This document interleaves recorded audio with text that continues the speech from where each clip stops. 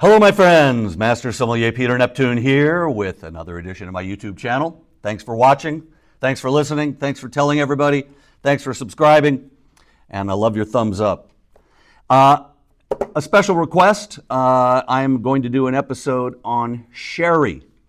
The actual appellation is sherry, Jerez, Cherish. So you've got the British pronunciation, you've got the Spanish pronunciation, and you've got the Arab pronunciation, X-E-R-E-X-Z or something like that, Cherish. And I always joke around, you know, the area is called Jerez, J-E-R-E-Z. I'm using the Castilian Spanish, J-E-R-E-Z. The pronunciation is Jerez, and I always joke that the British, you know, would you like a glass of Jerez? Would you like a glass of sherry? What? The sherry, Jerez. All right, thank you very much. So sherry is one of the most underappreciated styles of fine wine, especially here in the U.S. It's incredibly complicated how it's made. There are so many different styles, and there's a misconception that sherry is always sweet. It's a fortified wine, and sherry is typically made by making wine and then fortifying it. Unlike port, and I'm going to do an episode on port as well. Port is fortified during fermentation, capturing unfermented sugar. But with sherry, they make wine and then fortify it, and then if, let's say you're familiar with like Harvey's Bristol Cream, they sweeten it later on.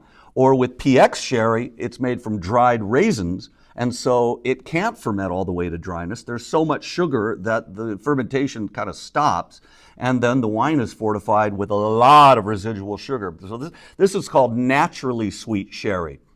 The first two that we have a Manzanilla and we have an Amontillado. Sherry is aged in a very unique system called a Solera system. And I mean, it's a complicated thing, but I'll try to make it easy. Imagine a row of barrels along the floor, and that's called the Solera, and that's what gives the aging system its name. And that row of barrels has wine in it that's, let's say, 4 years old, plus 3-year-old, plus 2-year-old, plus 1-year-old. The row above it is called the Criadera number 1. The row above it is called Criadera number 2, and let's just say one more row above it is Criadera number 3. And then we have our nursery, which is all of our new wine that we've made this year. The Solera has 4-year-old wine in it, 3-year-old wine, 2-year-old wine, and a little bit of 1-year-old wine. The Criadera number 1 has 3-year-old wine, 2-year-old wine, a little bit of 1-year-old wine. Criadera number 2 has 2-year-old wine, 1-year-old wine, because here's what they do. They run the scales.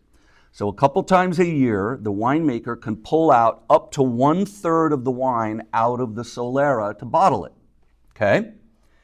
Then they fill that ullage with the wine from the Criadera above it. So they blend all of Criadera number 1 and then fill the ullage that they've taken out of the Solera with the wine from the first Criadera. They then fill the ullage of the first Criadera with wine from the second Criadera. Wine from the third Criadera fills the ullage of the second Criadera, and then the nursery, the new wine, fills the third or fourth Criadera.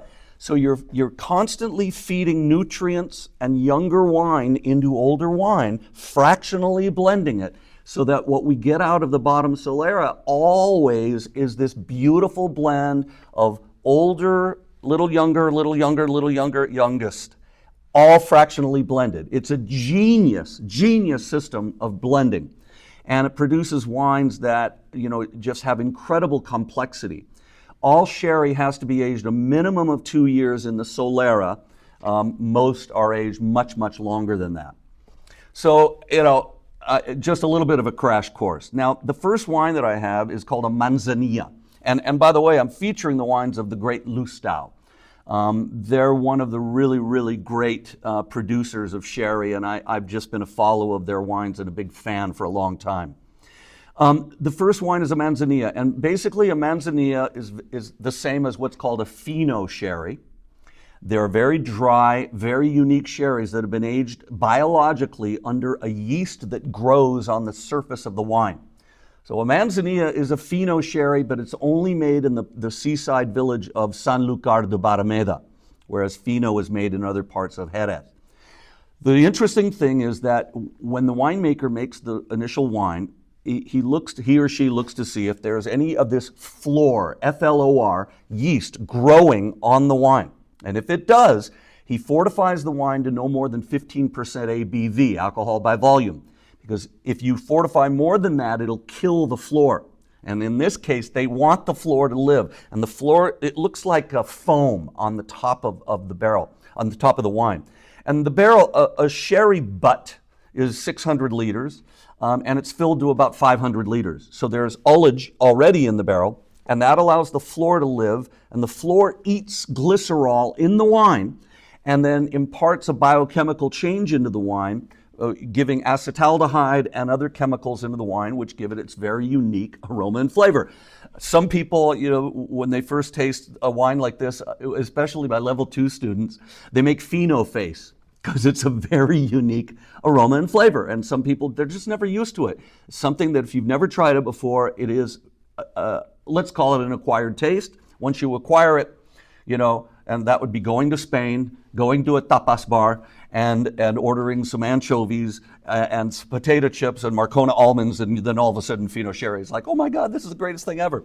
So this is a Manzanilla. It's a Fino produced in the village of Sanlúcar de Barrameda. It's a bright, beautiful, medium lemon. And on the nose, it is pungent, it is intense, pronounced, and it is the aroma of flor. So what does that mean? It smells like green olive juice.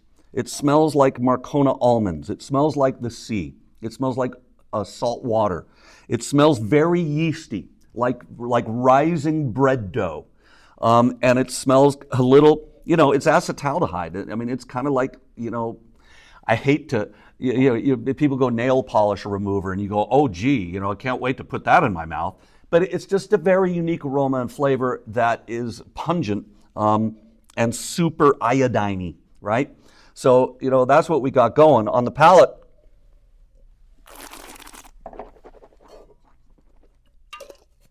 bone dry. That's one of the driest wines you'll ever put in your mouth. The flor eats glycerol, which is one of the alcohols found in wine. Ethanol is the main one, glycerol, methanol, propanol, butanol, etc. Tiny amounts. Bone dry. Acidity is pretty high, medium plus for sure. Alcohol is what we call fortified low. So it's 15% alcohol. We know it's fortified wine, it's sherry. The body is medium and really intense, pronounced intensity and a long salty finish. So what on earth do you eat with this stuff? Like I said, anchovies, those beautiful white anchovies that they have in Spain, sardines, Marcona almonds, potato chips, papas bravas, fried calamari, shrimp with garlic, things like that. It's cheese, manchego cheese. This is an acquired taste for sure. Mixologists and bartenders have resurrected Fino Sherry, and the people in Sherry thank them for that because they've taken sales which were in the gutter, and it's because Fino Sherry is or Manzanilla Sherry is often a really good ingredient in modern cocktails. So it's very good wine, and again with some potato chips, you'd be in heaven. It's $21.99, and this was aged 5 years in the Solera. 5 years. Up next is Lustau Amontillado Los Arcos. Look at that. That's a really beautiful medium kind of amber color, maybe pale amber. An Amontillado sherry is a sherry that began as a Fino under biological aging, then lost its flor. We don't know why. The flor goes away, and then the winemaker then fortifies the wine up to 18.5% alcohol by volume so that it won't oxidize, because the flor protects the wine from oxidizing. So it starts off as a Fino, so it has that flor character, loses its flor, is then fortified, and then is aged like an Oloroso sherry, which is a sherry that's been aged in a different Solera that's not under flor and has been fortified to 18.5 so that it won't develop flor. So an Amontillado has some Fino characteristics, but look at the color and look at the difference, right? It started off as a Fino, but then, gets put into an Amontillado Solera where it develops this color under, the oxidative conditions, but protected by alcohol by volume. So an Amontillado, toasted almonds, dates, wood, balsa wood. There's this sense of walnut shells and roasted nuts. There's a kind of a toffee character, a caramel character. But it's really, really, and again, there's a little bit of the saltiness of the Fino and the olive brine, and then this kind of roasted nut character as well. On the palate,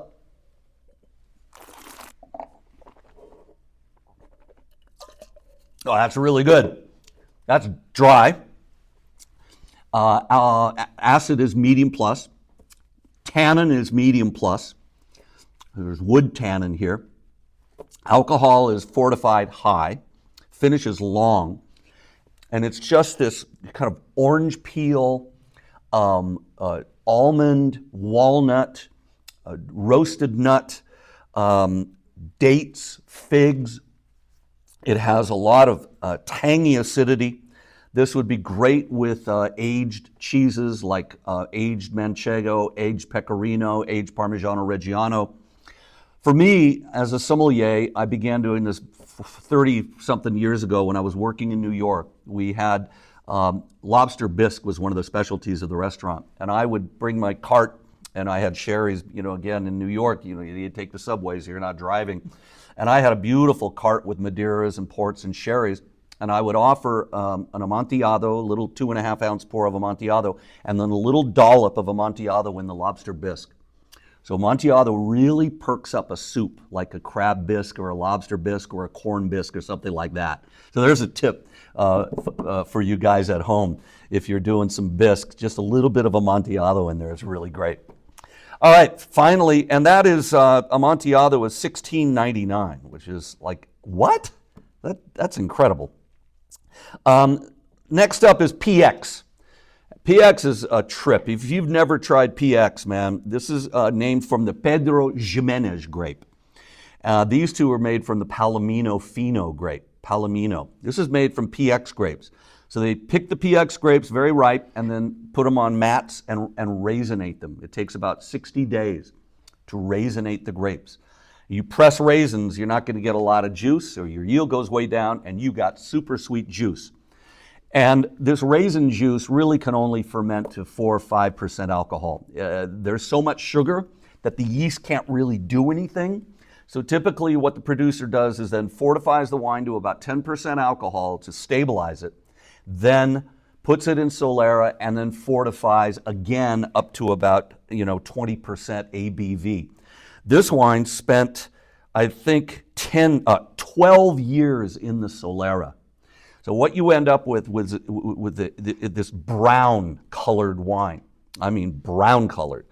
And you end up with this wine that's super viscous, almost like motor oil, really, really sweet, and really, really delicious. I mean, it's just amazing how it tastes. On the aroma, baked brown sugar, cinnamon cake, molasses, Christmas pudding, bread pudding. It's just, raisinets, fig Newtons, prunes. Oh, man, it's just like, you got to be kidding me. What an aroma. It just goes on and on and on. And it's just this beautiful, sweet, treacle, as the British would say, aroma on the palate.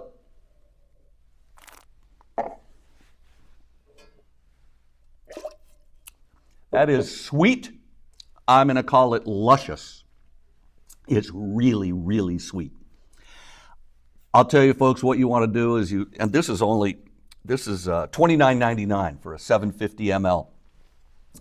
You want to pour that over vanilla ice cream is what you want to do.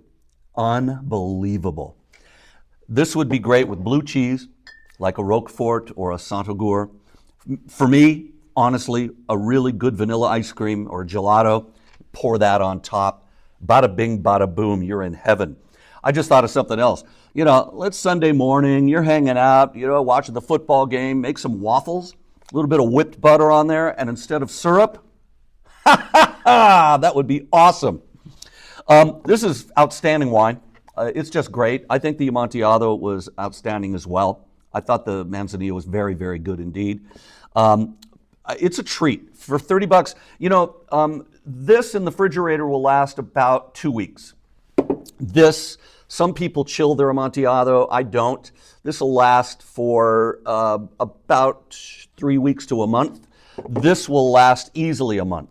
So a bottle like this for 30 bucks, and think of all the fun things you can do with it, with either blue cheeses or really sweet desserts like creme brulee or something like that, or on vanilla ice cream, or chocolate ice cream, or coffee ice cream, or whatever. Awesome. Hopefully that helped you learn a little bit about sherry. Don't be afraid of sherry. It's a very cool thing. And there are so many styles of sherry. I only looked at 3 of them today, but there are a lot of different styles, but we had 3 completely different styles. So hopefully you enjoyed that episode. We'll see you next time.